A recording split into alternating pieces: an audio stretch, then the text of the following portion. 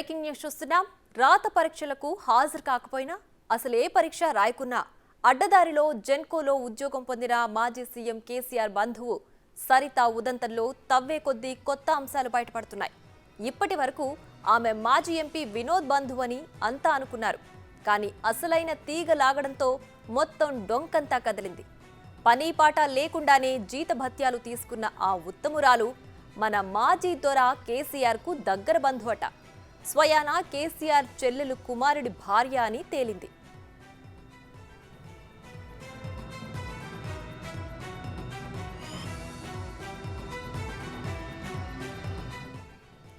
కేసీఆర్ ఓ చెల్లిని రాజన్న సిరిసిల్ల జిల్లా ముస్తాబాద్ మండలం పోతుగల్కిచ్చారు.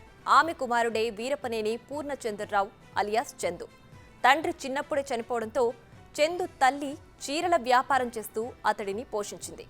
కొంత వయసు వచ్చాక హైదరాబాద్ చేరుకున్న చందు ముషీరాబాద్ ప్రాంతంలో బియ్యం దుకాణం పెట్టుకుని జీవనం సాగించేవాడు. కేసీఆర్కు చెందిన ఓ పాత కారును తీసుకుని 10 ఏళ్ల పాటు దానిలో తిరిగాడు. 2014లో కేసీఆర్ ముఖ్యమంత్రి కావడంతో చందు దశ తిరిగింది. అరాచకాలు ప్రారంభమయ్యాయి.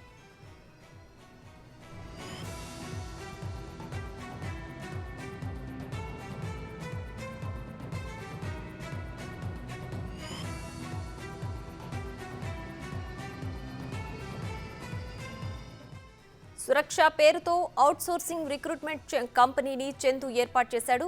33 జిల్లాల్లో 20కు పైగా జిల్లాల్లో వివిధ ప్రభుత్వ శాఖల్లోని అవుట్సోర్సింగ్ సిబ్బందిని సురక్ష రిక్రూట్మెంట్ కంపెనీ ద్వారానే చేశారు. చందుకు అర్జున్ కన్స్ట్రక్షన్ కంపెనీ ఉంది. సిద్దిపేట, రాజన్న సిరిసిల్ల జిల్లాలో అనేక సివిల్ వర్కర్లను అర్జున్ కన్స్ట్రక్షన్ కంపెనీ ద్వారానే చేపట్టారు.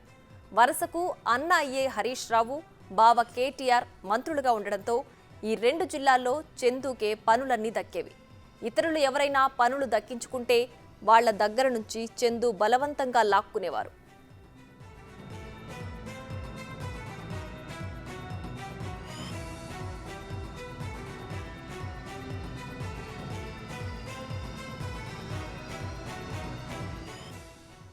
సీఎంగా ఉన్నప్పుడు కేసీఆర్ తన ప్రిన్సిపల్ కార్యదర్శిగా కోల్ ఇండియా లిమిటెడ్ మాజీ చైర్మన్ నరసింగరావును నియమించుకోవడం చందుకి మరింత కలిసొచ్చింది. నరసింగరావు మాజీ మంత్రి జగదీష్ రెడ్డికి అత్యంత సన్నిహితునిగా చందు మెలిగారు. చందు భార్య సరితను ఏఈగా నియమించడంలో నరసింగరావు కీలక పాత్ర పోషిస్తే ఆమె ఏ కార్యాలయానికి వెళ్లకుండా తన దగ్గర పిఏగా డిప్యుటేషన్పై జగదీష్ రెడ్డి నియమించారు. అటు కార్యాలయానికి ఇటు మంత్రి వద్ద పనులకు వెళ్లకుండానే ఏళ్లుగా జీతభత్యాలు పొందారు.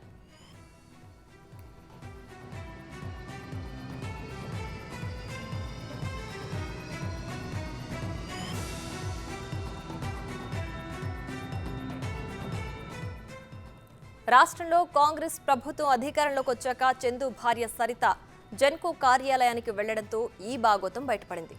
అయితే కేసీఆర్ మేనల్లుడి భార్య అనే విషయం అనేది మాత్రం ఇంతవరకు బయటకు రానివ్వడం లేదు. అదేగాని జరిగితే కేసీఆర్ అరాచకాలు మరిన్ని బయటకొచ్చే అవకాశం ఉంది. కేసీఆర్ సీఎం అయ్యే వరకు సామాన్య జీవితం గడిపిన చందు తర్వాత కోట్లకు పడగలెత్తారు.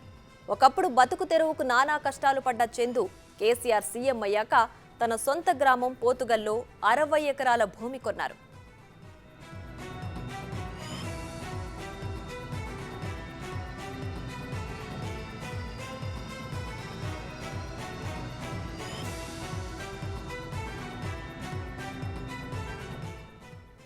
అయితే మరింత ఫోకస్ పెడితే చందు వ్యవహారం, ఆయన్ను వెనకుండి నడిపించిన వారి బండారం బయటపడుతుంది.